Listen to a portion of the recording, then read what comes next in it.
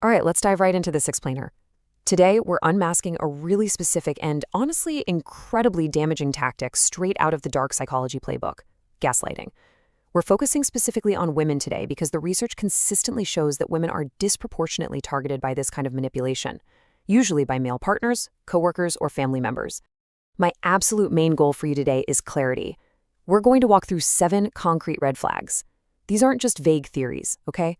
These are specific, observable patterns that you can actually learn to spot in real time.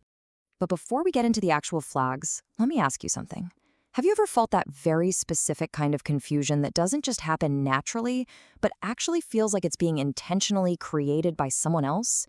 It's like life isn't just randomly complicated, but someone is actively making it complicated on purpose. That heavy, totally disorienting feeling, that is exactly what we're going to dissect today. To make sense of all this, we're going to break it down into 4 quick steps. First, the setup. What exactly is gaslighting? Second, rewriting reality. Third, weaponizing isolation and love. And finally, breaking the cycle. So let's kick things off with section 1, the setup. What is gaslighting? Now, you might already know that the term actually comes from a 1944 movie. In it, a husband literally dims the gas-powered lights in their house. And when his wife points it out, he tells her she's just imagining things. His entire goal is to make her question her own perception of reality. Well, modern gaslighting works the exact same way. It's a psychological manipulation strategy where the abuser systematically causes you to doubt your memory, your emotions, and your judgment. Over time, you stop trusting yourself, and you start relying entirely on them to define what's real and what isn't. Look, we've got to be super clear about the difference between normal relationship friction and actual gaslighting. Normal friction, that involves genuine miscommunication or just innocent forgetfulness. We're all human, right? But gaslighting is a deliberate, systematic rewriting of your shared reality. It's this slow erosion.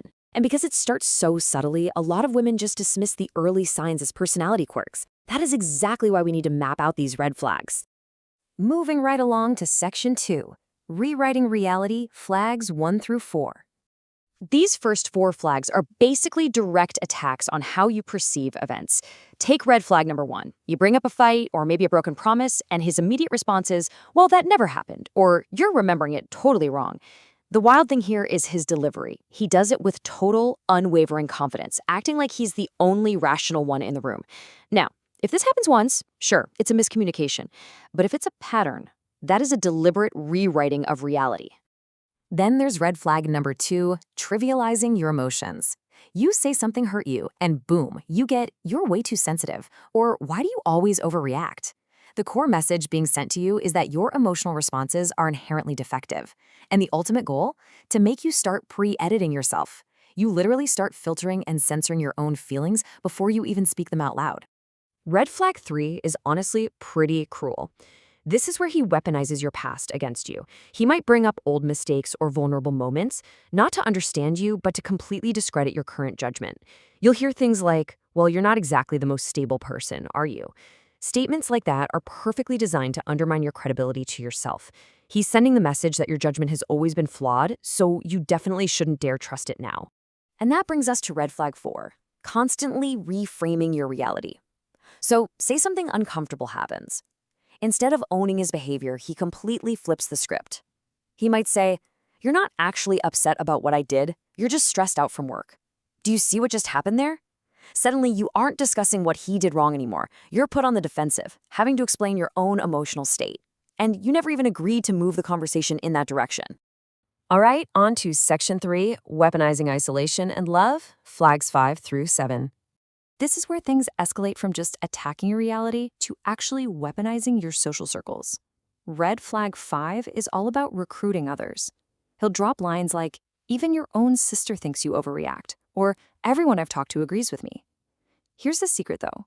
Whether those conversations actually happened or not, the effect is isolation. It feels like the whole world is against you, and he's using your social trust as a weapon.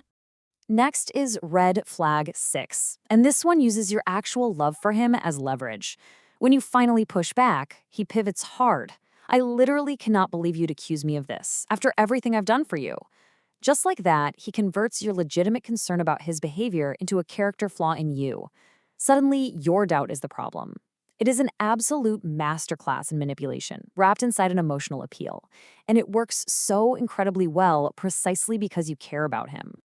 Which leads us to the most crucial point, red flag 7. Now, notice how this one is fundamentally different. It's not about what he says, it's about how you feel. You constantly feel confused, anxious, or just like you're going crazy. Listen to me. This internal warning sign is perhaps the single most important signal of all. This naturally brings us to what we call the disorientation data. Seriously, ask yourself, are you frequently leaving conversations way more confused than when you started? Do you routinely feel like something's just off, but you can't quite put your finger on it? Are you constantly apologizing when you aren't even sure you did anything wrong? Gaslighters are highly skilled at leaving no fingerprints. The sheer disorientation they leave behind is actual vital data, and you need to pay very close attention to it. Let's move to our final section. Section 4, breaking the cycle, what to do. Now that we've unmasked exactly how these tactics work, let's talk about taking back your agency. Step 1, start documenting. Literally write down what was said, when it happened, and what your immediate reaction was. Gaslighting thrives on your uncertainty, right? So this creates a solid written anchor to reality.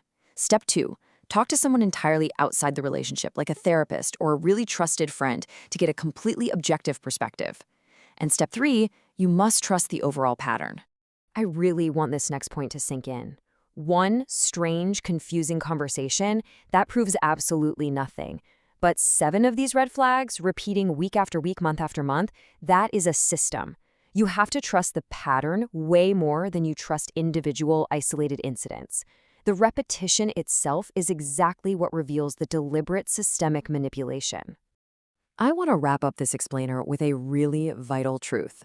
Gaslighting works in the dark, but awareness? Awareness is the light. It thrives in that fuzzy, shadowy space between what actually happened and what you are willing to believe happened. By understanding these 7 red flags, you are literally shining a light that neutralizes the manipulation. Remember, you are not crazy, and you are not alone.